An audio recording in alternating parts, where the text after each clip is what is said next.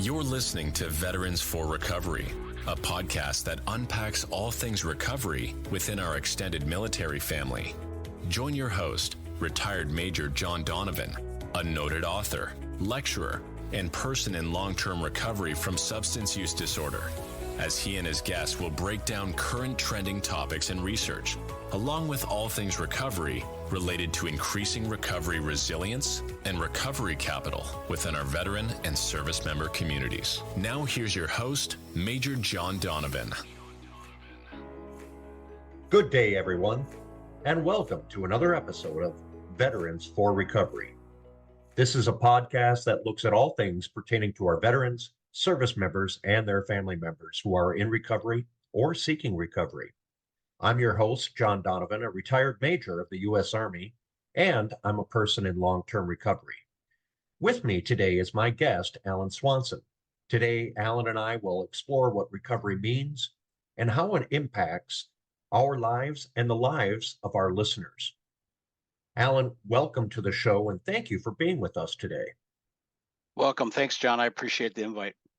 Yeah, absolutely. So to kick this off, Alan, first, tell us a little bit about yourself, your background, education, profession. Sure. I like to open this up whenever I get asked that question under a light note. I was born at a very young age. And I was born in Minneapolis, Minnesota. It's where I grew up. And I went to the public school system, and I was active in kind of the nerd activities of the day, speech, debate, orchestra, and computers. And I found myself gravitating towards computer science. I did a project my senior year of high school that in 1983 that allowed me to give the gift of speech to a young student who wasn't able to speak, using an Apple II computer hooked up to a voice synthesizer.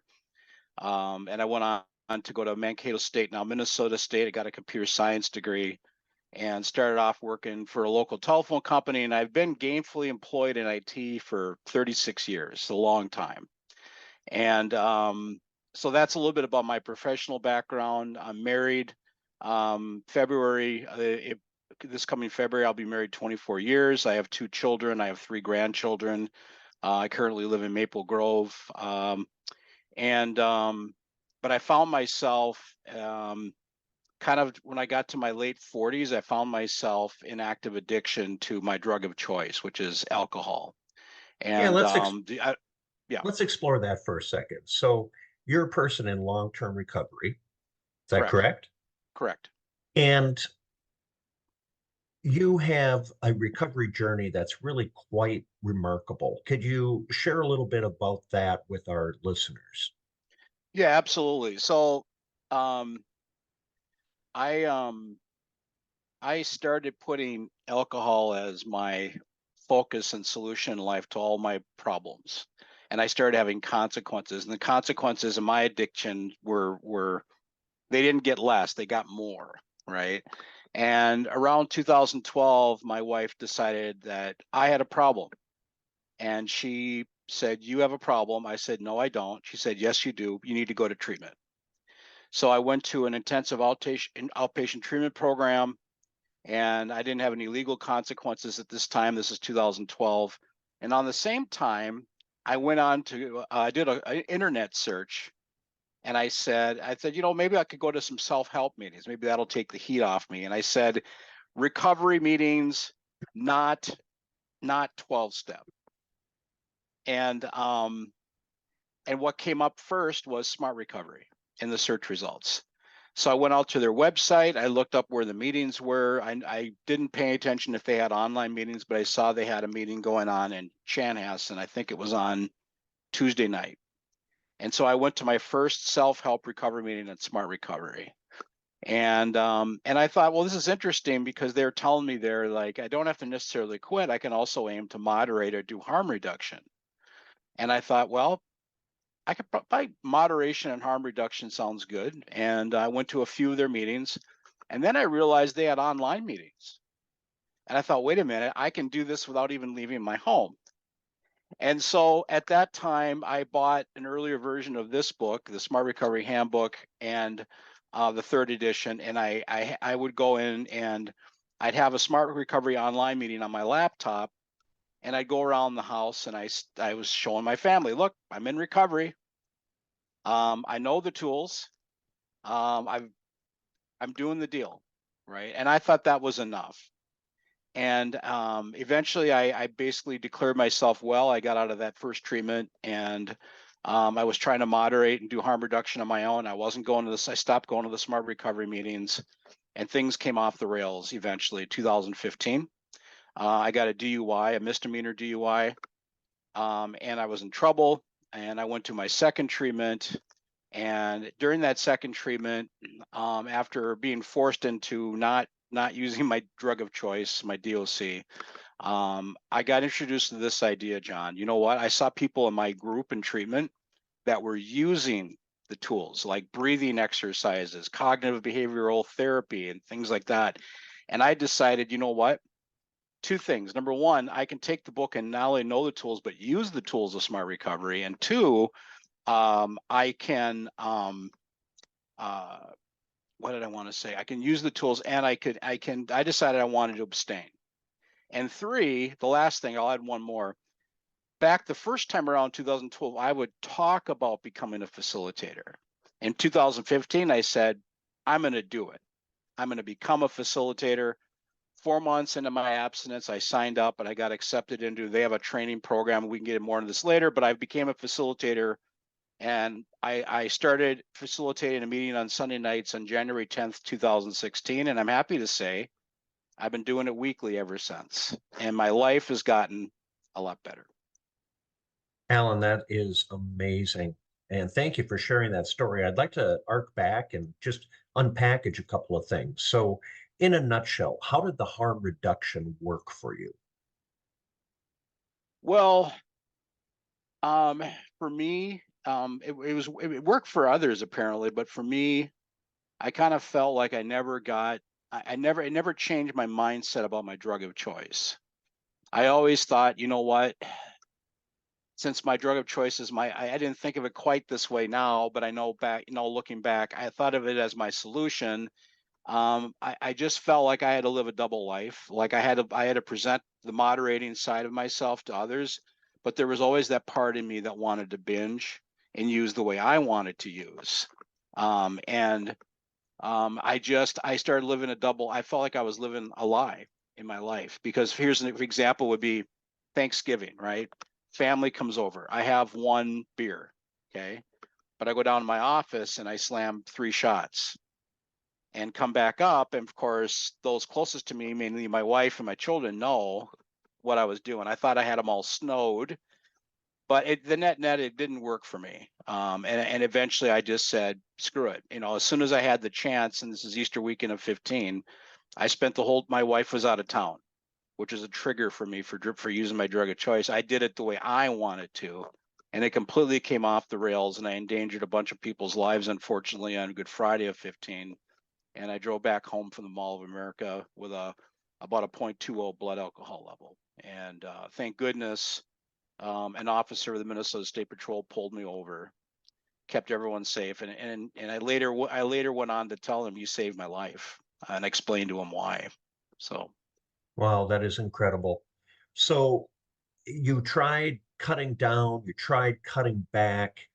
That didn't work for you, but you had done some research online and you had come across Smart Recovery. So, can you tell our listeners a little bit of the tenets, a little bit of the foundation of Smart Recovery? What it is, what it isn't, how it works?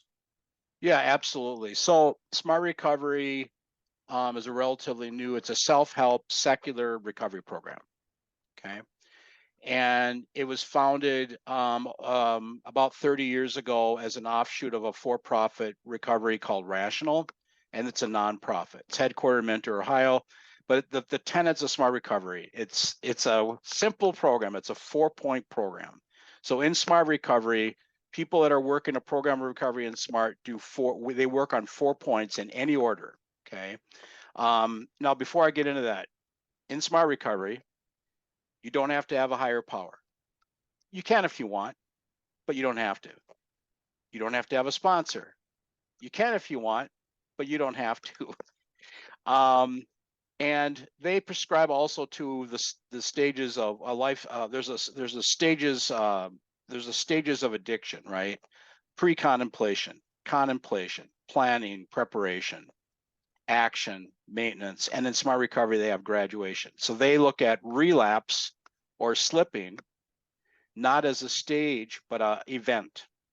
And in Smart Recovery, a couple of big things, and I'll get into the 4-point. One is that we believe when you relapse, you don't go back to the beginning. You get to keep the abstinence you have, okay, or the benefits. But more importantly, we don't use stigmatizing language. So in a Smart Recovery meeting, this has no place in Smart. You can do it if you want, but you're going to get strange looks.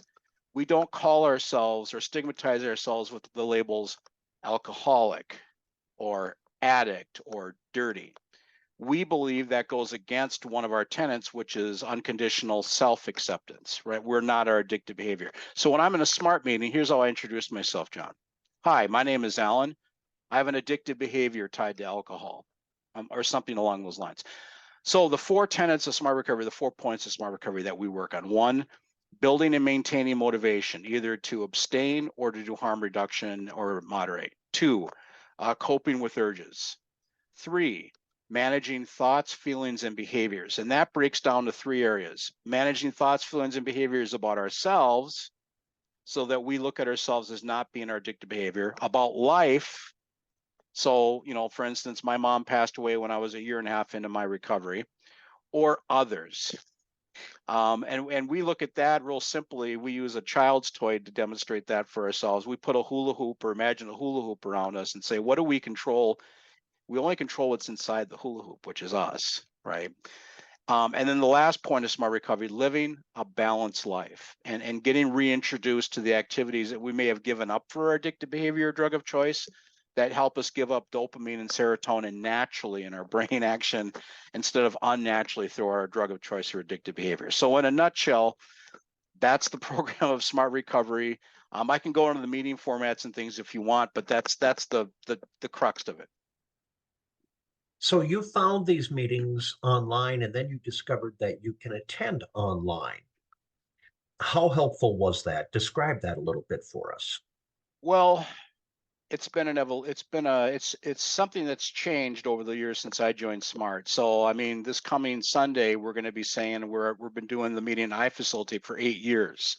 So 8 years ago in 2016, when this started, the platform wasn't what we have now, which is, we have what's called Zoom, a Zoom platform. We had some other platform, Java based, and it wasn't very good. And not only that, but Smart Recovery at that time decided at online meetings, a facilitator on their own couldn't handle more than 35 participants.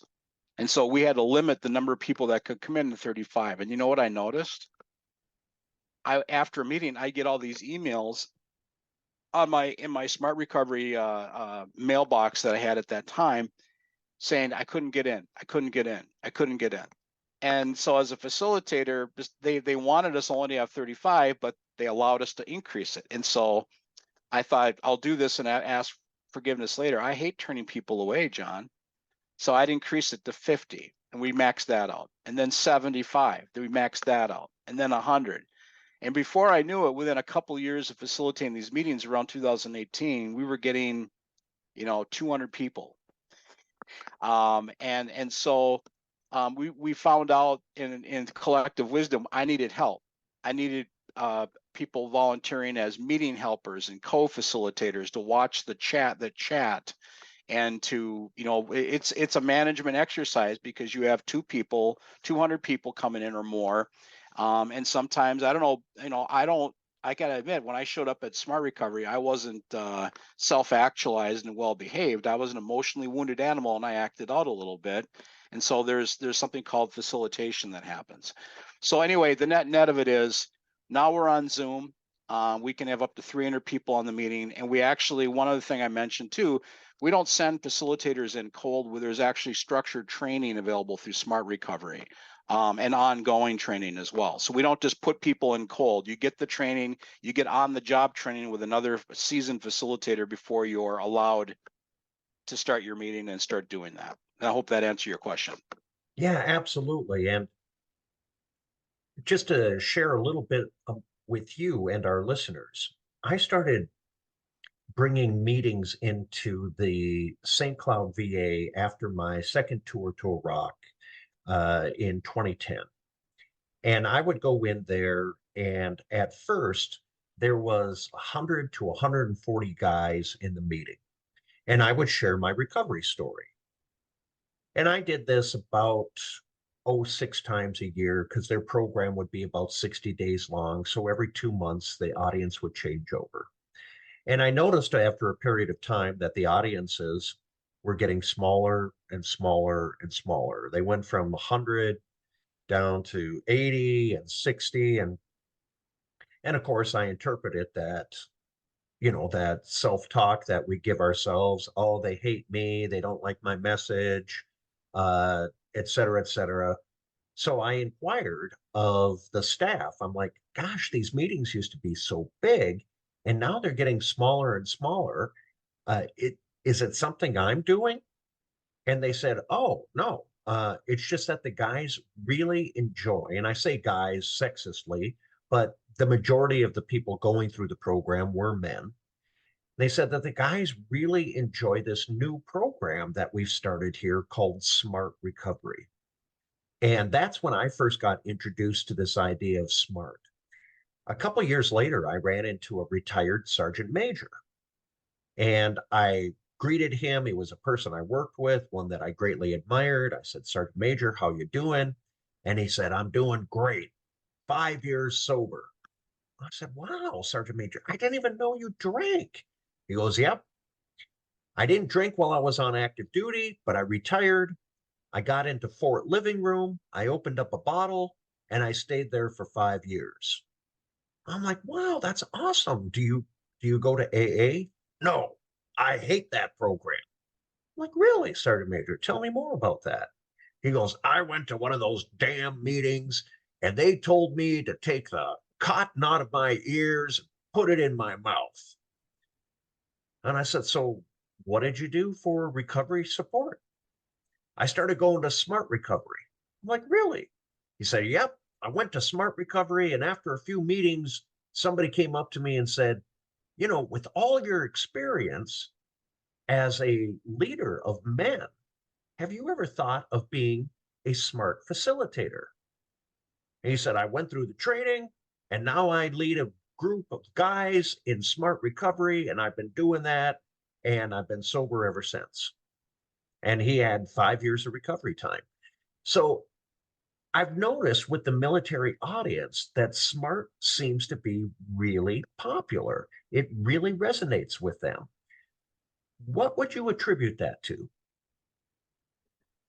Um, well, I think it's the fact that just doing this for 8 years, I have countless stories of people coming into the meetings that I facilitate saying, I went to a 12-step meeting and I wasn't made to feel welcome. And I got pinned into a box, and they feel, they come to Smart Recovery thinking they're doing something radically different, and maybe they are. But there's not the stigmatizing language that's used. And if you want to come in and moderate, that's fine. You don't have people coming in saying, what? We only talk about permanent abstinence, and so there's a flexibility there. The whole higher power God thing is taken off the table. The whole you must have a sponsor is taken off the table. But that said, there's also, I doing this for a while, for 8 years, I think there's more similarities than differences between 12-step and Smart Recovery. But if people want to come in and feel like they're doing something different, come on in, right? And I embrace all forms of recovery. But one of the things I do just so you know, on your listeners know, one of the things that I do, and every facilitator does it a little differently. There's a couple of things that I do to try to keep a certain decorum. I ask people not to talk about their other recovery programs. We're not there to critique and change and evaluate. We just talk about SMART. And the other thing I do in my meetings that are, by the way, they're on Sunday night. I'm going to put a quick little plug. It's Sunday night at 7 o'clock. And we can talk about how to find the meeting that I facilitate on Zoom. But one of the things I do is I ask people not to use foul language in the meeting, because I think it makes the meetings unattractive. But I'm getting off point. I think with the military people, it's not just a military thing about being attracted to smart recovery. I think it's I don't 12-step. I wasn't made to feel welcome. I'm made to feel welcome here and accepted the way I am. And I'm allowed the time to figure out the recovery journey I want to take, following the options in a framework. That's why I'm here. So that's what I think it is. And one other thing too, we do have military first responder specialty meetings in Smart Recovery. I'm sure some of your listeners who go to Smart Recovery are familiar with those. I obviously haven't been to one, but I've heard they're great. So. Well, one of the similarities that I find in your story and in the Sergeant Major story that I just told was that at a relatively early stage of recovery, you got into service and providing a service to other people in recovery, a service in the way of facilitating. So tell me about that, because so many other recovery programs have these milestones, these gates that you have to go through in order to be qualified or accepted into giving recovery. And it sounds like in the SMART program, if I've heard you correctly, or I've interpreted this correctly, that some of those gates aren't necessarily there. Is that an accurate statement? I think it's accurate. There is a framework that's been out there for a while that's remained unchanged, which is we like to see our volunteers have 6 months of continuous abstinence, but there's exceptions that can be made. It's like never, it's not a die hard, we also look at the quality of the recovery that's happened with a person. There's a bit of when someone signs up to be a volunteer, they're vetted, and they're trained, they're observed. This has evolved a little bit over time, and things have become a little more rigid now. So we've got some standardized. I can get into more details, but the online meetings, there's really two flavors in North America. There's local online meetings where there's a lot more latitude for the facilitator as long as they're following Smart Recovery in their meeting. And then there's a national framework, and the national framework is a little more rigid. And the slides are a little more all-encompassing to make sure that everyone's safe and feels included.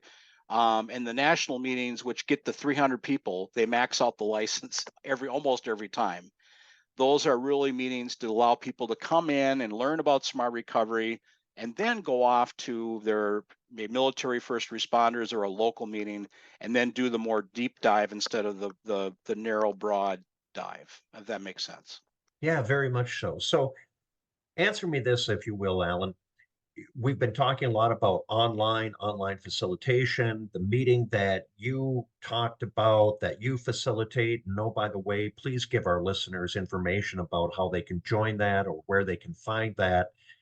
But is there an in-person component to Smart Recovery? Do they have face-to-face meetings like some of the 12-step programs that we're more familiar with, AA, NA, Al-Anon, etc.? Yes, there is a face-to-face component. In fact, that's the first Smart Recovery exposure I had, was at a face-to-face meeting that was in Chanhassen, and that meeting still exists, and it's actually moved down, I believe, to Columbia Heights. But the numbers of face-to-face meetings compared to, say, 12-step are just not there yet. We're working on it. Depends on what area of the country you're in. You may have no face-to-face meetings available, which means online is the only game you have. And you could be down in San Diego and have multiple meetings to go to. In Minnesota, I think our current number of face-to-face meetings, I'm going to throw out a figure, but it's somewhere more than 10 and less than 20. And so the numbers just aren't there. But in the Twin Cities, we have a number of face-to-face Smart Recovery meetings that people can go to, and they have a different flavor. They're going to be smaller than an online meeting, more personal. And I think that's something that's not unique to Smart Recovery. I think any recovery fellowship that's gone through the evolution of going face to online to hybrid may face that. And hybrid meetings, by the way, are something new to Smart Recovery. I think you'll see more of that happening. There are a few that are happening that are like local meetings that are online and have a face-to-face, and I think you'll see that evolve. To each his own. In Smart Recovery, we don't judge the quality of someone's recovery, whether they're going to online or face-to-face or both. It's up to you. And if you don't have here's the beautiful part though, John, if you don't have a face-to-face meeting in your community, you can start one by going through the training, and there's nothing that'll stop you. You can go in and get the training.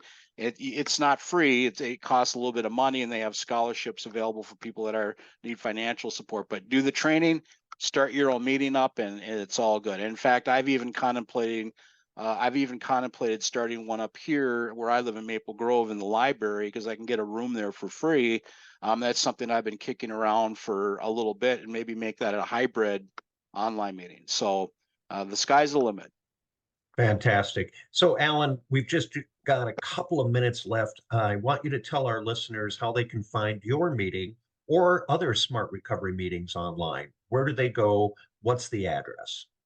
So if they go to smartrecovery.org, there's a what's called the meeting finder option, and they can go there and find our national and local meetings. If they look for the meetings in Maple Grove, Minnesota, they'll see the meeting I facilitate come up. It's at 7 p.m. But I'll give the direct address for the meeting, and this has the Zoom link to get into the meeting I facilitate. So it's meetings.smartrecovery.org /meetings/6873. So they can use that link, or they can go to the meeting finder and look for Maple Grove, Minnesota, look for Sundays at 7 p.m. The meeting lasts 90 minutes, and all people are welcome. You don't have to be in the Twin Cities to join. You can be anywhere in the world. And very likely the meeting that I facilitate will be going national in the near future. There's some qualification. I have to get 2 trained co-facilitators to be with me in order to have permission to go national. I've been trained and ready to go, but it's been a bit of a recruitment process to find 2 other co-facilitators that meet the standards for the national meeting. Fantastic. And that web address, just for the generic Smart Recovery again, where can they go? Smartrecovery.org. Smartrecovery.org. Too easy, all one word, spelled just like it sounds, smartrecovery.org. We've got about 2 minutes left. Alan, what would you like to pass on to our listeners, to our veterans and service members who may be listening to this podcast? Any parting thoughts? Well, first of all, I'm a big fan of our military, and I want to thank all of your listeners for their service. And I want to thank you, John, for your passion around helping veterans in recovery. I'm passionate about helping veterans in recovery as well. And I would encourage people, just if you try a meeting, and if you try a meeting, try it 4, 5, 6 times, and if you don't like it, then move on and try another one. And even if your listeners want help find a meeting that'll resonate with them based on my experience, they can email me at my Smart Recovery email, and I'll give you that. It's Alan, ALAN, smartrecovery@gmail.com. So it's Alan, smartrecovery@gmail.com. And I'd be happy to help anyone find an in-person or an online meeting that meets their needs. Alan, fantastic. And I want to thank you so much for being with us and sharing with us today about Smart Recovery. It was a fascinating conversation. To our listeners, thank you for spending a little time with us to learn more about Veterans for Recovery. This has been a podcast of the Coming Home Well Network. Until next time, be well, think well, do well. This is Major John Donovan signing off. You've been listening to Veterans for Recovery, a Coming Home Well podcast. We value your feedback. Please be sure to leave a review, share, and download this episode. We thank our veterans and service members for your service to our country. We thank our friends and families for their support. And thank you for listening to Veterans for Recovery.